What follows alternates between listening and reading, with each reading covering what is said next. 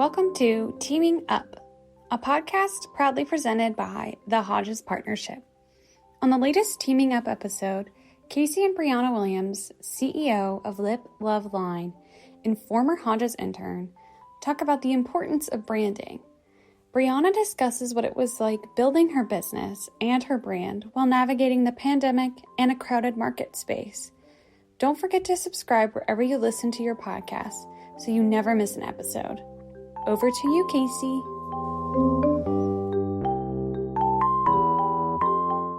Awesome. Welcome to today's episode of the Teaming Up podcast.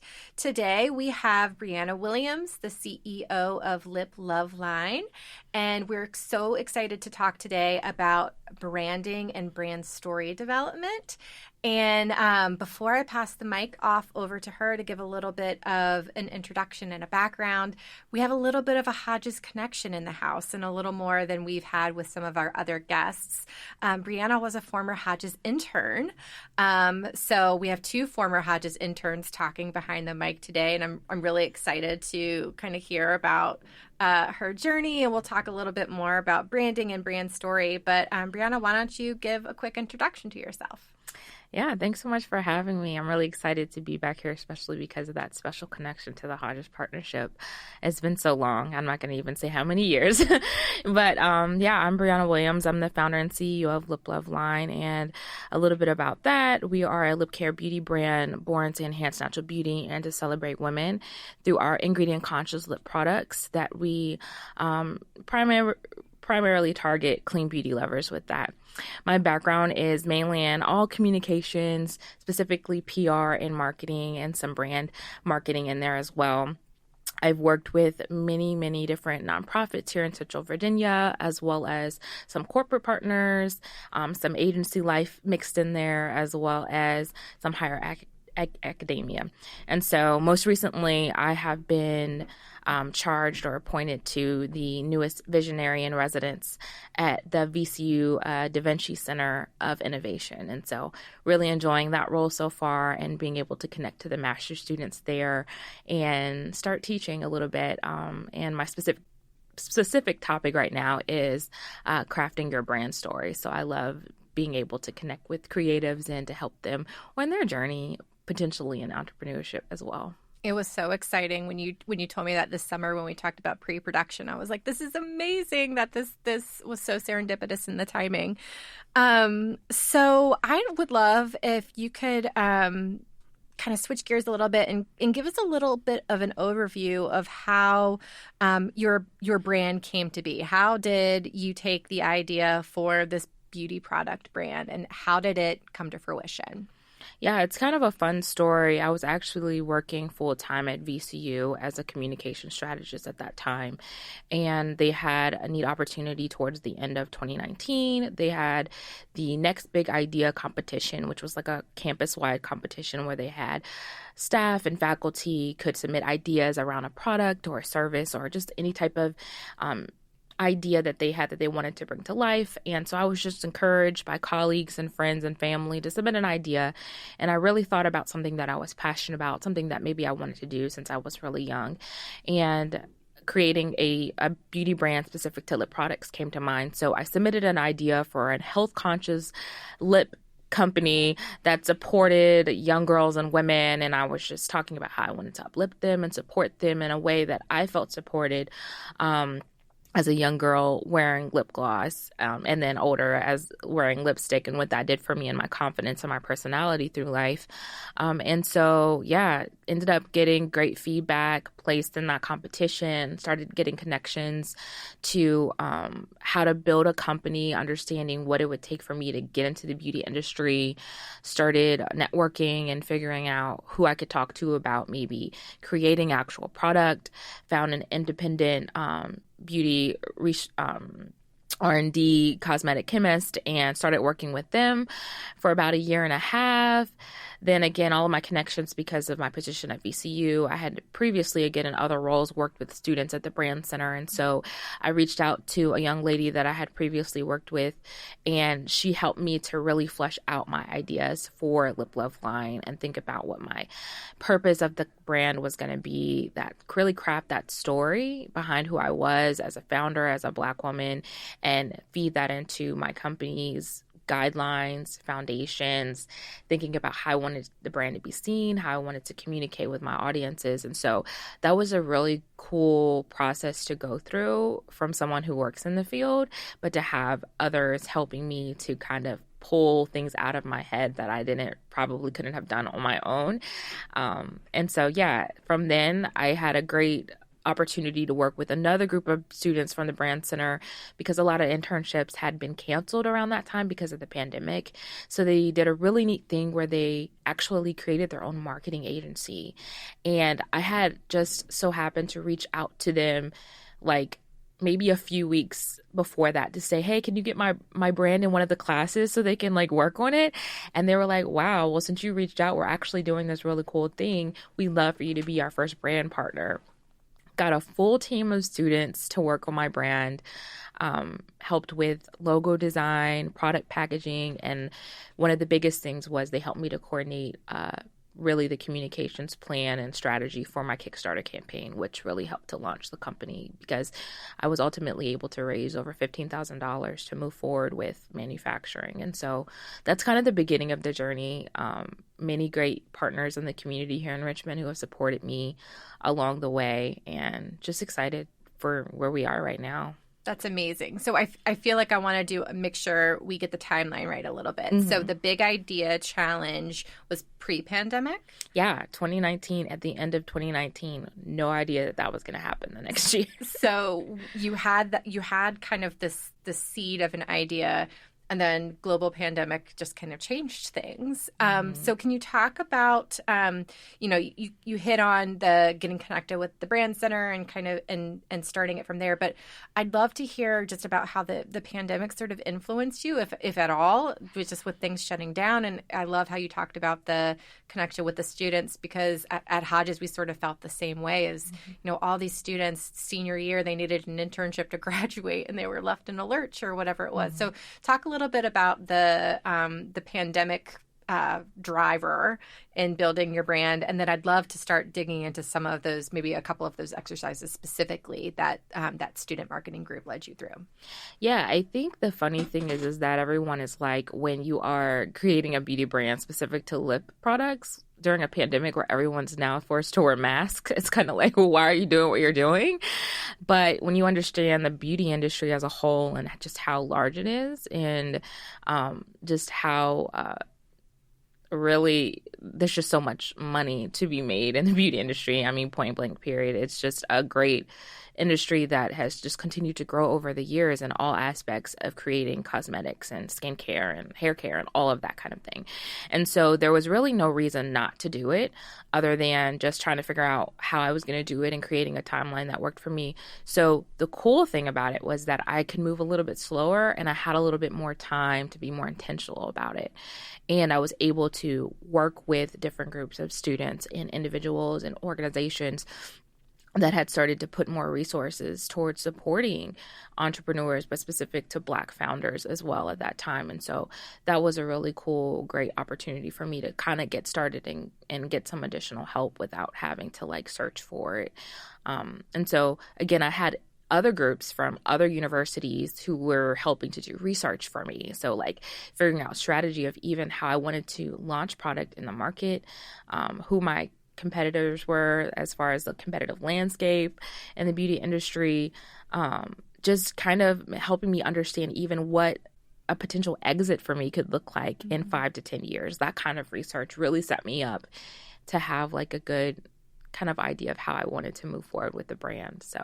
Well, and we talked about how big and vast the beauty industry is. Mm-hmm. But, you mentioned the thing about masks, which is true. But then you also had people with more time on their hands and they were getting into makeup for the first time. Mm-hmm. I probably spent more money on makeup in 2020 than I did ever. And it was also kind of this weird, there was a resurgence of content creators and beauty influencers, not just beauty brands, but there were people who were now sitting at home for 24 hours a day, and they were like, well, let me test out these products, or let me show them how it works. So it seems like a really nice convergence of kind of happy accidents that this pandemic happened, and that you had this idea kind of going into it. Yeah, definitely. So I'd love to get an example of one of those exercises that you went through with that marketing group. How you mentioned that you had all these ideas in your head, and you had these ideas that you didn't even know that you had, that they helped extract from you. So can you think of one example in particular of an exercise that you went through and kind of what the outcome of that exercise was? Yeah. So when I was initially working with a brand strategist, even right prior to being placed with that full team, still from the Brandcenter, she actually took me to the library. We were in like this smaller room and just kind of an intimate setting where she was asking me questions just about me, my childhood, my dreams, understanding who I was as a person, which was really neat. And then she had about like 100 cards with different words on them that describe maybe a feeling or a notion or anything, just descriptive words. And she had me pick out like 20 words that described the brand. And then she had me pick out maybe 20 or 10 words that didn't describe the brand. And then she had me narrow down the larger group as well as the other group, to where I was left with 5 words that definitely described the feeling and what I wanted the brand to look like and how I wanted it to seem and feel overall. And that really, really helped me to see just kind of the baseline and the foundation of like where I was starting from, but the true essence of what I wanted to come across when somebody even looked at my logo, when someone heard my tagline, when someone tried on my product. And so it was really cool because I was able to use words and what I felt like was already built into me as far as communications and having a marketing background and all of that, to figure out like what I wanted to do to move forward from there and build my brand off of that. And so I always remember that, and I keep saying I'm going to find those cards she had because I just thought that was the coolest thing, and just a really neat exercise. So. I love that, because I feel like as marketers and as communicators, whether we're working at an agency, working with a client, or if you're a brand or an organization directly, it can be really easy to think you're the solution to everybody. And I feel like in this conversation in the last 15 minutes, you've mentioned little adjectives to describe your audience and who your brand represents. You mentioned health conscious, and I think that it's a nice exploration because it feels like, you're this new creator, you're coming in, you have this idea, but you really kind of need to narrow your focus a little bit to make sure that you're staying true to yourself, you're staying true to your product, and that in a space that's so saturated that you're going after the right sector of that industry. Yeah. So speaking of the kind of the health conscious element, so you've mentioned that a couple of times, and I feel like it's an element that you've talked about a lot. It's on your website. So let's talk a little bit about the intersection of that brand story and how it relates back to your brand and how it relates to your business overall, and thinking about how your brand story has helped you grow as a business and expand. So let's talk a little bit about just this foundational brand story work that you've done and how that has suited you as you've talked about your business kind of beyond the Richmond sphere. Yeah, I think the wonderful thing about it is that brand story ultimately starts with me as the founder, and a lot of why I even started the company is rooted in my experiences as a young Black girl and my health issues that I had to deal with. So I dealt with many health issues, including obesity, low self-esteem as a young girl. And I always tell the story about how one of the few things that made me feel beautiful when I was young was my lip gloss, and how the first time my mom bought me my very first lip gloss set, it gave me personality and confidence. And as I got older, other lip products did the same for me. But also I suffered with sensitive skin, and it's expensive to buy really high quality makeup products. And even then it may not work on everybody's skin. And And so I just found a simple way and a reliable way to purchase something that made me feel better about myself, without having to worry about wearing a full face of makeup and having to find the right blush or find the right eyeshadow, whatever the case may be. And so that story alone resonated with so many women and even young girls who, to this day, I say I'm a makeup minimalist. I don't wear makeup on a daily basis. I don't, wear a ton of things. If I do, then I'm usually going to a professional to do it. And I'm okay with saying that. I may put on a little bit more here and there for a different occasion, but at the essence of it, I love lip products, right? And so I think that, again, finding that community or that target audience that resonates and relates to you and your story is the key to success, whether or not it's through revenue or through building a community that supports you as a brand, or a community that supports you as a founder or a new beauty founder on the scene of, again, a very large industry. So as an indie beauty brand coming out, I think your story is super important so that you can start building that foundation in community. Mm-hmm. Absolutely. And, you have done an incredible amount of work for your brand identity and your brand story in a short period of time, right? So, you had this idea in 2019, you did all this work in 2020, and it's 2023 now.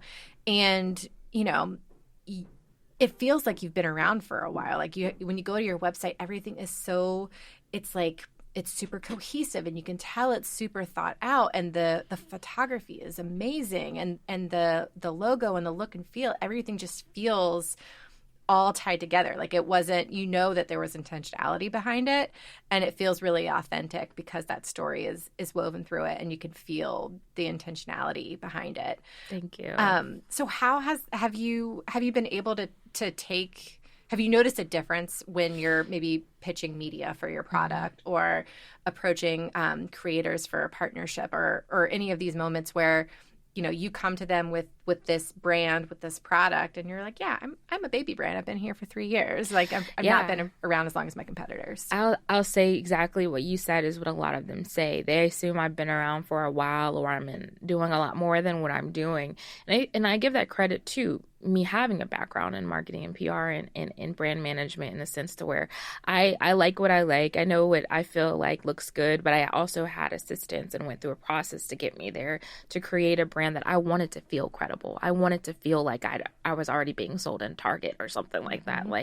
And I think that that's what is being portrayed, in a sense to where when people first saw my product, a lot of them say, I love your logo, I love your packaging. And that was really important to me because I wanted them to feel like it was something that they wanted to pick up and grab and use. But I say all that to say too, and this is not to be bragging, but I would say I will bring this up 10 years from now. All of my retail partners approached me. I have not paid one influencer to use my products. Not to say that I won't ever do that, or I won't have to get into pitching other companies. But the cool thing is that I think my story has in my ability to create a nice website or, great content has been appealing enough to have retailers like Urban Outfitters and 13 Loon reach out to me and say, hey, we want to sell your product, which is unheard of at this stage and in the industry. And I take pride in that. And so I think it's a really cool thing, again, to hone in on your story and be able to use that and not only reach a community, but to build a community enough to where brands and retailers recognize you and say, hey, you're doing something cool. Let's give you a chance. Yeah, I love that. And I love that you have had this experience, and it's almost been like, I don't even know how to position it, but the last 3 years I can only assume have been a bit of a whirlwind because it's happened so quickly. And now you're at the front of a classroom teaching sort of the next generation, hopefully the next generation of entrepreneurs, on how to craft your brand story. You mentioned you have this position at VCU. So as we're coming to a close with this episode, what is a piece of advice that you would give future entrepreneurs or maybe future marketers who are thinking about switching to a more business entrepreneurial lens? What advice would you give them when thinking about a business and thinking about brand? Yeah, I think I was just actually given this advice yesterday from a mentor. It's a marathon, not a sprint.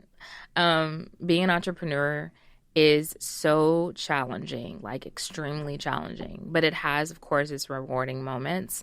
And I think it's just important to recognize that in that role, it's just a part of your overall journey in life. It's nothing that should consume you and make you feel like this is the only thing that you have going on and you have to do and focus and make this thing work. Yes, at points it's going to feel like it's a lot on you, but I think being able to separate yourself from the business in a way that you're able to enjoy what you're doing and really, again, be a part of that story rather than letting that story narrate your life is important. And so, yeah, I would just say take things slow, do things right. You're going to make mistakes regardless, and just enjoy the ride. And I would assume, too, kind of like a marathon, it's, there's one runner that's running, but you probably have a team of people that maybe support you. I know at Hodges, we've hired several of your interns in the past. I know. I love interns. So, and can you speak just a little bit, too, about like the building the support system? Because, it is a lot on one person. So, yeah, I'm going to not even name any of the organizations here in Richmond because there's so many and I don't want to like miss one. But there's so many community organizations here in Richmond that support entrepreneurs that I'm a part of that continuously provide me with resources, funding, mentors, advisors, and then really too, I feel like just the VCU community and just the community at large. Like when I had my Kickstarter campaign, I had people come from far and wide who would support me, and I've been a part of many different accelerator programs, both locally and nationally, that support young founders. So I think that networking is important, but also networking and then finding your people within those networks is important.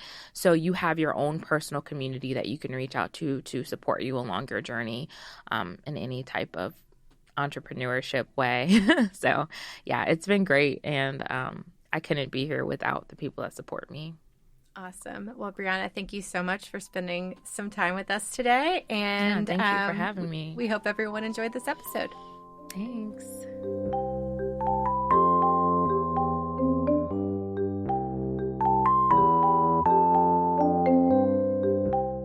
Thanks for listening to the Teaming Up podcast. Teaming Up is brought to you by the Hodges Partnership, a strategic communications agency that specializes in storytelling through public relations, media relations, content marketing, and social media. The Teaming Up podcast is a Happy Committee production. Episodes are released monthly. Subscribe on your favorite podcast service so you never miss an episode.